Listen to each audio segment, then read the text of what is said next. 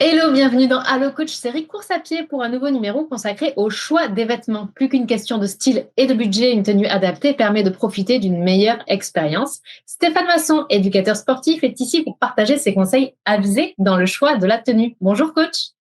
Bonjour Émilie, bonjour à tous. Merci d'être avec nous aujourd'hui. Quand on se retrouve dans un magasin de sport face à des rayons remplis de vêtements et d'accessoires, difficile de savoir ce dont nous avons réellement besoin. Stéphane, pouvez-vous nous partager vos bons conseils pour choisir une tenue de running adaptée? Alors déjà, on va se concentrer sur la saison qui est l'automne et l'hiver et on va parler de ce qui est important pour ne pas avoir froid et surtout être au sec, enfin un sec relatif. Et à ce moment-là, on parlera de ce qui concerne les tenues légères et lorsqu'il fait très chaud un peu plus tard dans la saison.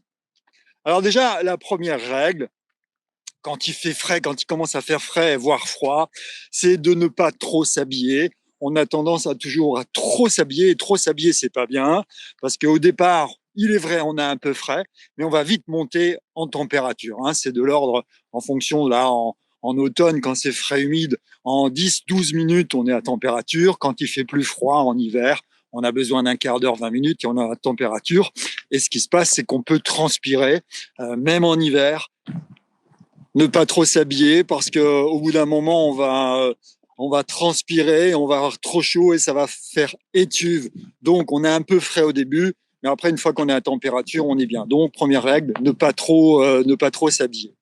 Après en deux, il faut opter pour des matières techniques. On est dans une période où la technicité dans le vêtement est très avancée, donc pas de coton parce que le coton on va transpirer et on va retenir L'humidité? l'humidité et ça c'est Ouais. pas bon. Les matières techniques vont permettre d'évacuer cette humidité, donc profitons de cette technicité, d'autant plus qu'aujourd'hui il y a des produits qui sont pas très chers, très techniques, à la fois très techniques et Tout à pas fait.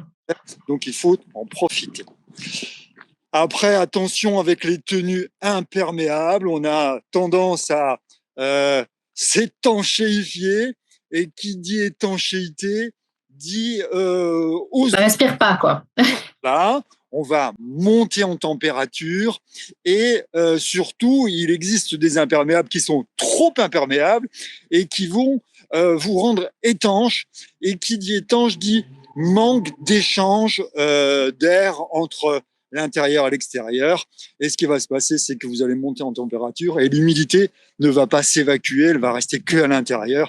Et ça, c'est pas bon non plus parce que vous allez être mouillé. Et quand vous êtes mouillé et quand il fait froid, on a encore plus froid. Donc, pas de tenue étanche, en tout cas d'imperméabilité totale étanche. Ça, on évite. Là encore, c'est un vêtement technique qui permet justement, qui est étanche, imperméable, mais qui permet quand même de faire ressortir justement On en parle un petit peu après, on va l'humidité. parler des imperméables. Après, la quatrième règle, c'est de multiplier les couches en fonction de la température. C'est-à-dire que vous avez frais. Là, en ce moment, par exemple, on a 5-6 degrés. On va mettre une couche, deux couches. Et dès que vous allez baisser en température, en fonction aussi de votre capacité à accepter le froid, vous allez multiplier les couches. Donc, des couches fines, des, des couches pratiques à mettre, des couches qui restent agréables quand vous les portez. Et si vous avez un petit peu trop chaud à un moment donné, vous l'enlevez. Comme c'est des couches fines, c'est facile à enrouler autour de la taille. Donc, par exemple, on peut mettre un t-shirt technique à manches courtes, un t-shirt technique à manches longues, et s'il fait encore un petit peu frais, on peut mettre un coupe-vent pour démarrer, qu'on peut enlever une fois qu'on est à température au bout d'un quart d'heure. Voilà. Ouais, le troisième, c'est vraiment celui qui va aider à lutter contre les éléments, quoi. Le froid, la pluie, c'est ça. C'est ça. Alors, le premier, ça va garder la température au niveau du corps. Le deuxième, c'est une deuxième couche d'isolation. Et la troisième, ça va vous isoler des agressions extérieures du Ouais. froid et de la pluie. Alors, on peut avoir aussi des vestes un peu plus imperméables, qu'on appelle souvent vestes déperlantes, mais elles ont l'avantage d'avoir une étanchéité, comme vous avez dit tout à l'heure, sur le devant et qui va être plus aérée, plus respirante dans le dos. Donc ça, c'est très bien. Donc on opte pour des vestes dites déperlantes ou des imperméables ou des coupe-vents un peu plus étanches.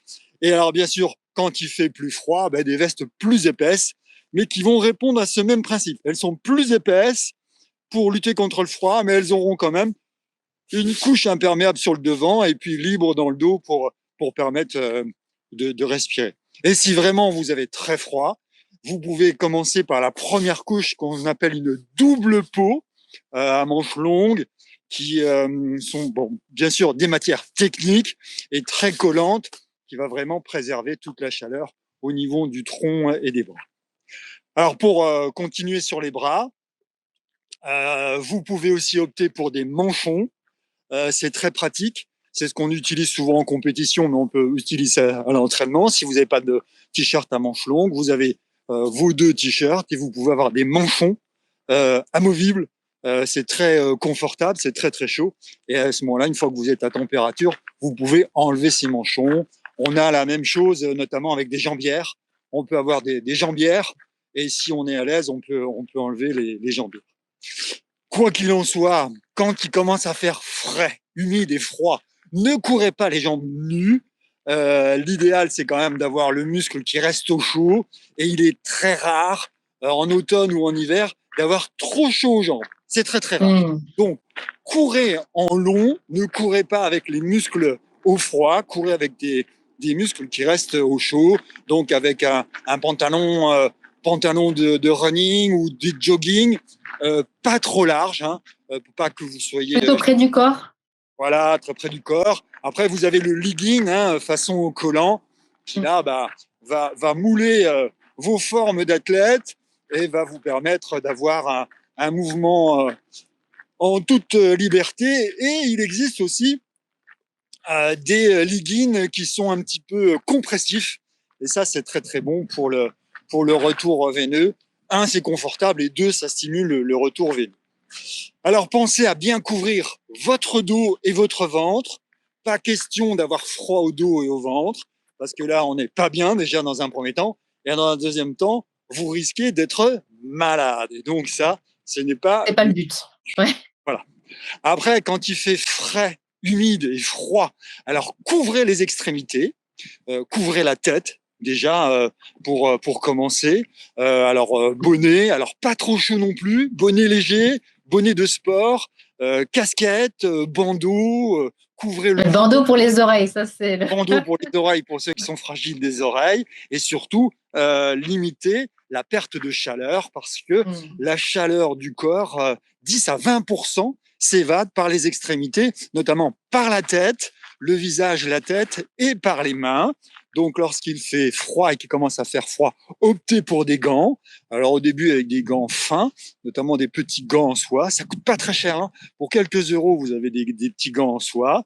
Et puis, quand il commence à faire très froid, optez pour des gants plus épais, un peu style gants de VTT, comme ça, plus épais. Et s'il fait vraiment très froid, avec des moufles, la moufle, c'est bien parce que ça permet de réchauffer ses doigts en les gardant en contact l'un de l'autre. Et s'il fait vraiment très, très, très froid, ça arrive, on peut courir par des moins 15. Il faut faire attention, mais on peut. À ce moment-là, on met des moufles et on met des sous-gants. On met 2 épaisseurs, gants épais, plus des petits gants tout fins en soie. Et là, on a la garantie d'être bien, sans être compressé. Jamais être compressé, parce que quand il fait froid, si vous êtes compressé, vous allez avoir très rapidement la sensation de froid qui va s'installer. Après, pour les chaussettes, quand vous avez frais, on a rarement froid en courant au pied, mais si vous courez par un grand froid, vous pouvez mettre des chaussettes plus épaisses et des chaussettes à la fois confortables et un peu plus épaisses. Ça, ça se trouve très facilement, et c'est assez pratique.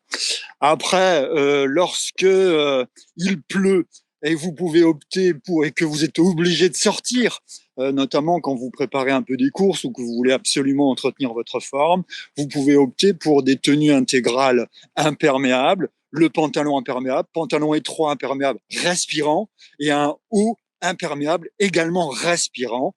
Il y a des choses qui sont très bien faites. Là, il faut mettre un tout petit budget, mais c'est très confortable parce qu'on est très bien. On est à la fois étanche et à la fois respirant. Et si vous avez vraiment des moyens, vous pouvez opter pour des tenues Gore-Tex, en haut, en bas, même les chaussures Gore-Tex, gants Gore-Tex, bonnet Gore-Tex. Mais là, ça demande un petit budget. Mais quand on aime, on ne compte pas. Et puis, pour terminer, lorsqu'il fait très froid, couvrez votre nez pour limiter le froid qui rentre, que vous respirez, même si le nez a une fonction de réchauffer l'air qui rentre dans vos poumons. Mais couvrez votre nez et couvrez votre gorge. Pareil, pour les mêmes raisons, quand il fait très froid, là je parle en dessous de -5, -10, ça permet aussi de couvrir vos cordes vocales qui pourraient souffrir à l'effort. Il y a même des médecins qui recommandent de ne pas courir en dessous d'une certaine température, justement pour ne pas abîmer ni les poumons, ni les cordes vocales par un froid trop intense qui risquerait d'agresser vos organes fragiles. Merci beaucoup, coach, pour tout cet ensemble de détails, d'informations sur le choix. Effectivement, ce sont des détails non négligeables pour vivre un bon moment au grand air et optimiser performance et endurance. Voici de quoi mettre toutes les chances de notre côté pour débuter dans la course à pied. N'hésitez pas à poser vos questions à Stéphane dans la rubrique des commentaires et nous ne manquerons pas d'y répondre dans un prochain sujet. Merci Stéphane. Avec plaisir, Émilie. Au revoir à tous. Au revoir à tous, à très bientôt. À bientôt.